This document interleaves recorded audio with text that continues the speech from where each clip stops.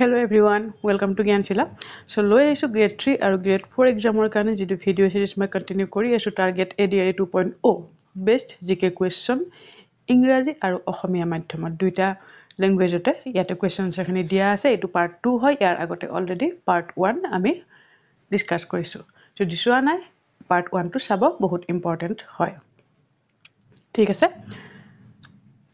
আৰু 100 questions on Indian polity এই video সিরিজটো আজি কমপ্লিট হৈছে 100 questions কমপ্লিট হৈ উঠিছে যদি হেতু চোৱা নাই হেতু চাব important Indian polity question answer তাতে ডিসকাস কৰা হৈছে এখটা okay so let's start the video তো আজি প্ৰথম প্ৰশ্নটো হৈছে where does the sun occur first in India ভাৰতৰ কোনখন ৰাজ্যত প্ৰথমে সূৰ্য উদয় হয় তো ইয়াতে অপচন আছে Option A Manipur, Option B Gujarat, Option C Arunachal Pradesh, Option D Mizoram আৰু শুদ্ধ উত্তৰ ইয়াৰে কোনটো হ'ব আমাৰ ভাৰতৰ পোন প্ৰথমে সূৰ্য উদয় হোৱা ৰাজ্যখন হৈছে Option C Arunachal Pradesh আৰু সেই কাৰণে Arunachal Pradeshক কি বুলি কোৱা হয় Land of Rising Sun বুলিও কোৱা হয় ঠিক আছে আৰু যদি হতে কোনখন দেশত পোন প্ৰথমে সূৰ্য উদয় হয় তেতিয়া সেইখন হৈছে কি জাপানত হয় ঠিক আছে Next question. Camel is the national animal of which country? কোনখন দেশৰ ৰাষ্ট্ৰীয় জন্তুটো হয় উট ঠিক আছে ইয়াতে খুদিছে তো ইয়াতে অপচন আছে Saudi Arabia Dubai Iran Bhutan আৰু শুদ্ধ উত্তৰ ইয়াৰে কোনটো হ'ব নেশনাল এনিমেল কেমেল ঠিক আছে কেমেল নেশনাল এনিমেল হয় কোনখন কাউন্ট্ৰি হেয়া আছে অপচন এ সৌদি আৰবৰ okay Next question. In which country was the kite invented? Sila.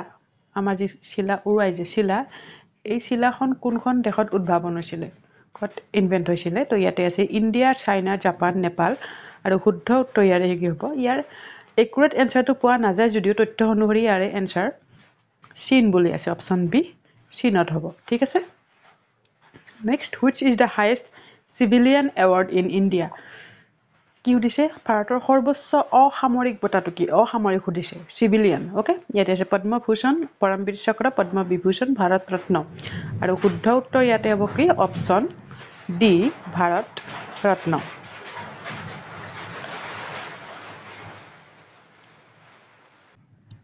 যেহেতু ইয়াতে অসামৰিক উদিছে সিভিলিয়ান উদিছে ভাৰত ৰত্ন হ'ব আৰু যদি মিলিটাৰী এৱাৰ্ড হয় আমাৰ দুটা এৱাৰ্ড দিয়া হয় ইন্ডিয়ান গভৰ্ণমেন্টৰ পৰা মিলিটাৰী আৰু সিভিলিয়ান তো হাইয়েস্ট মিলিটাৰী এৱাৰ্ড খুদিলে সামৰিক বঁটাটো খুদিলে হে হ'ব পৰমবীৰ চক্ৰ okay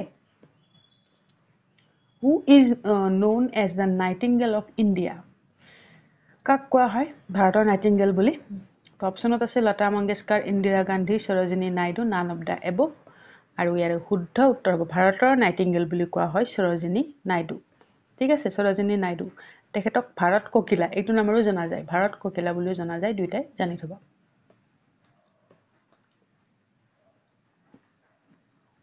Which Indian city is known as the city of pearls?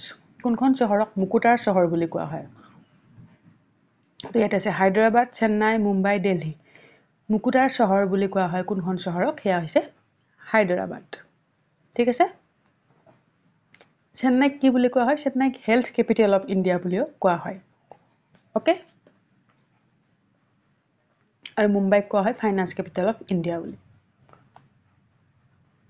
Which city of India is known as City of Lakes? কোনখন চহৰক হ্ৰদৰ চহৰ বুলি কোৱা হয়? City of Lakes. এটা আছে উদয়পুৰ, ভোপাল, জয়পুৰ, নৈনিতাল আৰু শুদ্ধ উত্তৰ ইয়াৰে হ'ব কোনটো? শুদ্ধ উত্তৰ হ'ব অপচন এ উদয়পুৰক কোৱা হয় City of Lakes বুলি। Okay? Which is the largest national park in India? কোনখন হয়? সকলোতকৈ ডাঙৰ নেশ্যনেল পাৰ্ক ভাৰতৰ। কোনখন হয় ৰাষ্ট্ৰীয় উদ্যান? এটা আছে Manas national park, Hemis national park, Gir national park, Jim Corbett national park আৰু শুদ্ধ উত্তৰটো ইয়াৰে হ'ব কোনটো? এয়া হ'ব option B Hemis national park. ক'ত আছে? লাডাখ।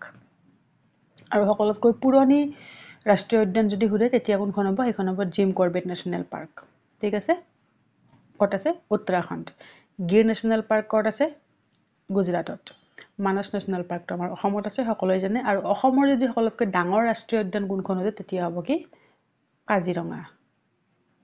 ঠিক আছে কাজিৰঙা হ'ব অসমৰ সকলোতকৈ ডাঙৰ ৰাষ্ট্ৰীয় উদ্যানখন Which famous hill station the famous hill station Manali is located on which state তো এটো যিখন ঠাই হয় মানালি এটো এটা হিল ষ্টেচন হয় তো এই ঠাইখন কত অৱস্থিত কত আছে কোনখন ৰাজ্যৰ অন্তৰ্গত তো ইয়াতে আছে উত্তৰাখণ্ড সিকিম লাডাখ হিমাচল প্ৰদেশ আৰু শুদ্ধ উত্তৰ ইয়াতে হ'ব কোনটো option D Himachal Pradesh What is the capital of Tripura Tripura ৰাজধানী কি হয় তো ত্ৰিপুৰা ৰাজধানী সুধিছে ইয়াতে আছে ইটানগৰ ইম্ফল আইজল আগৰতলা আৰু শুদ্ধ উত্তৰ কোনটো হ'ব শুদ্ধ উত্তৰ হ'ব ইয়াতে অপচন ডি আগৰতলা হয় ত্ৰিপুৰাৰ ৰাজধানী ইটানগৰ কৰ হয় অৰুণাচল প্ৰদেশৰ ৰাজধানী হয় ইম্ফল মণিপুৰ আইজল মিজোৰাম ঠিক আছে মিজোৰামৰ ৰাজধানী হয় আইজল আৰু মণিপুৰৰ ৰাজধানী হয় ইম্ফল মনত ৰাখিব গটেইখন ইম্পৰ্টেন্ট হয় Next question which is the oldest mountain range in India ভাৰতৰ সকলোতকৈ পুৰণি পৰ্বতমালা কোনটো হয় তো পুৰণি পৰ্বতমালা হৈছে কোনটো এতে আছে Himalaya mountain range Aravalli mountain range Vindhya mountain range none of the above আৰু শুদ্ধ উত্তৰটো ইয়াতে হ'ব কোনটো আৰাৱলী মাউন্টেন ৰেঞ্জটো হৈছে সকলোতকৈ পুৰণি পৰ্বতমালা আমাৰ ভাৰতৰ ঠিক আছে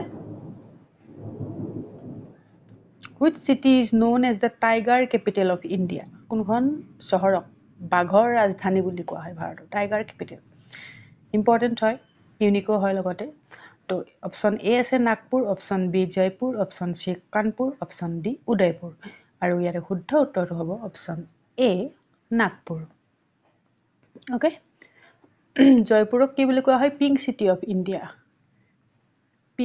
অফ ইণ্ডিয়া বুলি জয়পুৰক কোৱা হয় ওকে কত আছে জয়পুৰ ৰাজস্থানত What was the original name of Birbal বিৰবলৰ অৰিজিনেল নামটো কি আছিল তো আকবৰৰ ৰাজসভাত এগৰাকী মন্ত্ৰী আছিল বিৰবল ঠিক আছে তো তেখেতৰ আসল নামটো আছিল কি ইয়াতে আছে সিদ্ধাৰ্থ কবিৰ দাস মনীষ দাস মহেশ দাস তো শুদ্ধ উত্তৰ ইয়াতে হ'ব কি অপচন ডি মহেশ দাস এই চাব লাগিছিল এটো মহেশ দাস হয় বিৰবলৰ আসল নাম ভেৰি ইম্পৰ্টেন্ট মনত ৰাখি থব আৰু এনেকুৱাবিলাক কোৱেশ্চন এক্সামত অহাৰ সম্ভাৱনা আছে তো next question Saket is the ancient name of which famous Indian city আমাৰ বৰ্তমানৰ এখন ফেমাস ইণ্ডিয়ান সিটি যিখনৰ আগৰ নামটো আছিল Saket বহুত বেছি ইম্পৰ্টেন্ট কোৱেশ্চন হয় আৰু এটো অহাৰটো বহুত বেছি চান্স আছে এবাৰ তো এইটো কোনখন চহৰৰ পুৰণি নাম হয় ইয়াতে আছে অযোধ্যা বাৰাণসী পাটনা অমৃতসৰ কোনটো হ'ব শুদ্ধ উত্তৰ তো ইয়াতে শুদ্ধ উত্তৰ হ'ব কোনটো অপচন এ আমাৰ হিন্দু মাইথোলজিত অযোধ্যাখনক পুৰণি নামটো আছিল Saket ঠিক আছে তো আজিৰ ভিডিওটোৰ কাৰণে কোৱেশ্চন আনসাৰ এখিনি হয় কেনে পালে ভিডিওটো আপোনালোকৰ ফিডবেক বিলাক কমেন্ট সেকশনত জনাব বহুত বেছি লং কৰা নাই মই ভিডিও শৰ্ট কৰিছো কোৱেশ্চন আনসাৰ সীমিত ৰাখিছো যাতে ভালকৈ মনত থাকে একেলগে বহুত কেইটা কোৱেশ্চন ৰিভাইজ কৰি লাভ নাই মনত নাথাকে কমকৈ কোৱেশ্চন ৰিভাইজ কৰক বাট মনত ৰাখি যাওক যাতে নেক্সট আকৌ হেতু পঢ়িব লগা নহয় ঠিক আছে সো আমাৰ ইবুকখিনিৰ লিংক তলৰ ডেসক্ৰিপচন বক্সত দিয়া হৈছে গোটেইখিনি ইবুকৰ লিংক দিয়া আছে যিখন আপোনালোকে ল'ব বিচাৰে তলৰ লিংকত ক্লিক কৰিব পেমেন্ট অপচন তাতে আপোনালোকে পাই যাব আৰু এই চাৰিখন ইবুকত বৰ্তমানটো ডিসকাউন্ট দি থকা হৈছে যদি WhatsApp যোগে আপোনালোকে লয় তো WhatsApp নাম্বাৰটো আমাৰ ইয়াতে দি দিছো 8402086470 এই নাম্বাৰটোলৈ WhatsApp কৰিলে বাকিখিনি তথ্য আপোনালোকে পাই যাব okay so that's all for today if you like the video please like share and subscribe our channel and press the bell icon for further updates of our video till then keep learning keep sharing jai hind